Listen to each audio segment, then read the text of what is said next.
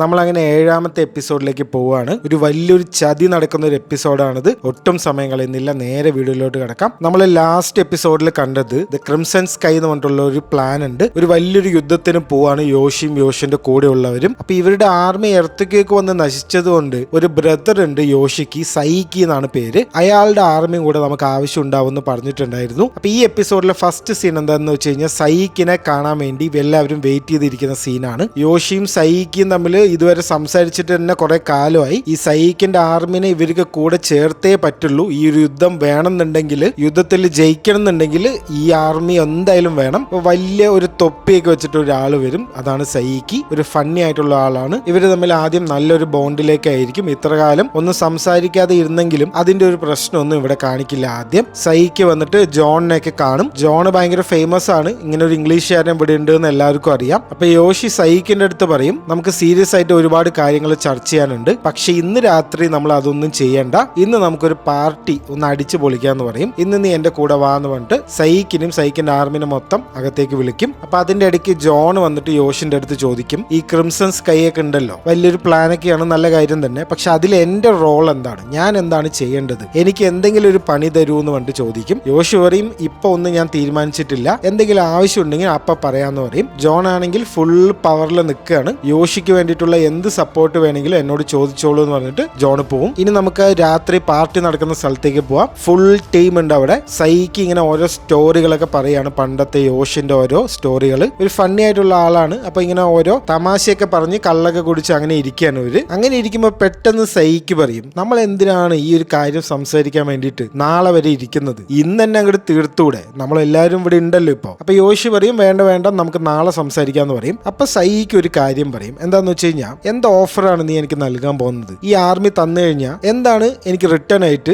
എനിക്ക് കിട്ടുക, എന്തായാലും എനിക്ക് വേണ്ട. വലിയൊരു ട്വിസ്റ്റ് അങ്ങോട്ട് ഇറക്കുകയാണ് സൈക്കി, നിന്റെ ഓഫർ ഒന്നും എനിക്ക് വേണ്ട.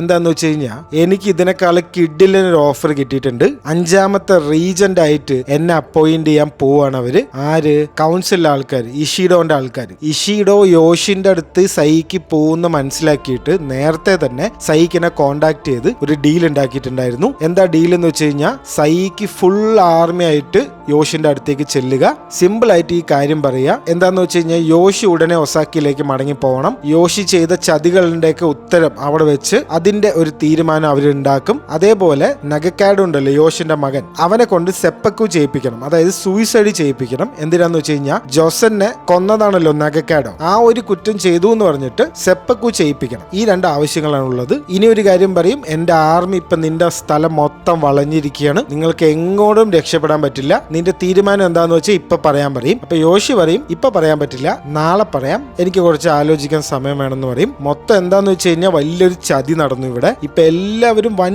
പ്രശ്നത്തിലാണ്. എന്താന്ന് വെച്ച് കഴിഞ്ഞാൽ, എങ്ങാനും സറണ്ടർ ചെയ്യേണ്ടി വന്ന, അതായത് യോഷി പറയാണ് ഞാൻ നാളെ ഒസാക്കിയിലേക്ക് വരാം എന്ന് പറഞ്ഞു കഴിഞ്ഞാൽ, യോഷിന്റെ കൂടെയുള്ള എല്ലാവരെയും അവർ കൊല്ലും, അതിലൊരു ഡൗട്ടും ഇല്ല ആർക്കും. ഇനിയിപ്പോ യുദ്ധമാണെങ്കിൽ തന്നെ യുദ്ധത്തിൽ എല്ലാവരും മരിക്കും. അപ്പൊ എങ്ങനെ പോയാലും മരണം ഉറപ്പാണ്. അപ്പൊ ഈ ഒരു ദിവസം എല്ലാവരും ടെൻഷൻ അടിച്ച് അങ്ങോട്ടും ഇങ്ങോട്ടും നടക്കുകയാണ്. എന്താ ചെയ്യേണ്ടതെന്നും അറിയില്ല, ഒന്നും അറിയില്ല. എല്ലാം യോഷിന്റെ കയ്യിലാണ് ഉള്ളത്. ഓരോ പ്രാന്ത് കാണിക്കാൻ തുടങ്ങും എല്ലാവരും. ബുണ്ടാരോ ആണ് മെയിൻ പ്രാന്ത് കാണിക്കുക. ബുണ്ടാരോ യോഷിന്റെ അടുത്ത് പറയും, എന്തായാലും നമ്മളെല്ലാവരും മരിക്കാൻ പോവാണ്, അപ്പൊ ഒരു കാര്യം ചെയ്യും, ഈ ജോൺ ഉണ്ടല്ലോ, ജോണിന്റെ തല എനിക്ക് വെട്ടണം, ജോണിനെ എനിക്ക് ഇപ്പൊ കൊല്ലണം എന്ന് പറയും. എന്റെ വൈഫും ജോണും തമ്മിൽ എന്തോ ഒരു അവിഹിതം ഉണ്ട്, എനിക്കൊരു സംശയമുണ്ട്, ജോണിനെ ഇവിടെ കൊല്ലാനുള്ള പെർമിഷൻ എനിക്ക് വേണമെന്ന് പറയും. യോഷി ഇതൊക്കെ കേട്ടിട്ട് ഓണത്തിനിടയ്ക്കാണ് അവന്റെ പുട്ട് കച്ചവടം എന്ന് പറഞ്ഞാൽ അവനെ ഓടിക്കും, ഇതൊന്നും പറ്റില്ല എന്ന് പറയും. അങ്ങനെ ഓരോ ആൾക്കാരും ഓരോ പ്രാന്തൊക്കെ കാണിച്ച് ടെൻഷൻ അടിച്ചിരിക്കുന്ന സമയമാണിത്. അങ്ങനെ ഫൈനൽ ആയിട്ടുള്ള സമയമായി, ഉത്തരം കൊടുക്കേണ്ട സമയമായി. സൈക്ക് എന്റെ ആൾക്കാർ എല്ലാവരും വരികയാണ്. എല്ലാ കണ്ണുകളും ഇപ്പൊ യോഷിയിലാണ്. യോഷി എന്തോ ബുദ്ധിപരമായിട്ട് എന്തോ ചെയ്യാൻ പോവാണ് എന്നാണ് എല്ലാവരും വിചാരിച്ചിരിക്കുന്നത്. അപ്പൊ യോഷി പറയും, ഞാൻ സറണ്ടർ ചെയ്യാൻ തീരുമാനിച്ചു,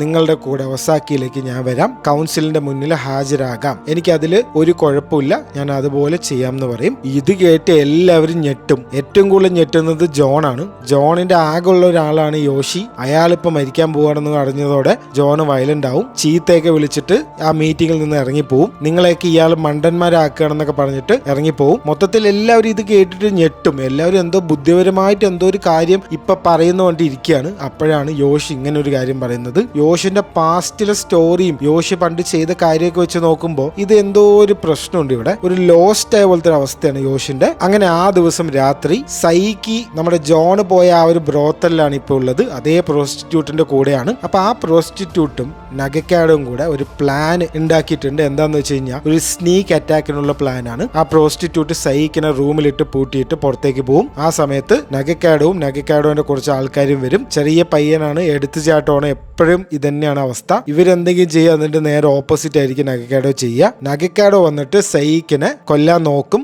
മാനക്കേട് ഉണ്ടാക്കാൻ വേണ്ടിയിട്ട് എന്ത് സംഭവിക്കുന്നു വെച്ച് കഴിഞ്ഞാൽ ഇത് കൊല്ലാൻ നോക്കുന്നതിന്റെ ഇടയ്ക്ക് കാല് വഴുക്കിയിട്ട് നഗക്കാഡോ വീഴും. ആ വീഴ്ചയിൽ നഗക്കാഡോ മരിക്കുകയാണ്. ഒട്ടും എക്സ്പെക്ട് ചെയ്യുന്നില്ല ഇത്. ഒരു 5 മിനിറ്റ് വൈകിക്കഴിഞ്ഞാൽ ഇപ്പൊ സൈക്ക് മരിച്ചിട്ടുണ്ടാവും. സൈക്കിക്ക് നല്ല ഭാഗ്യമുണ്ട്. ഇതെന്ത് മൈരാണെന്നുള്ളൊരു അവസ്ഥയാവും നമ്മൾ കാണുന്നവര്. അങ്ങനെ ഒരു ഷോക്കിംഗ് കാര്യത്തോടു കൂടിയാണ് 7ാമത്തെ എപ്പിസോഡ് അവസാനിക്കുന്നത്. ഇനിയും ഇതുപോലെ നല്ലൊരു വീഡിയോ നമുക്ക് കാണാം. അപ്പോൾ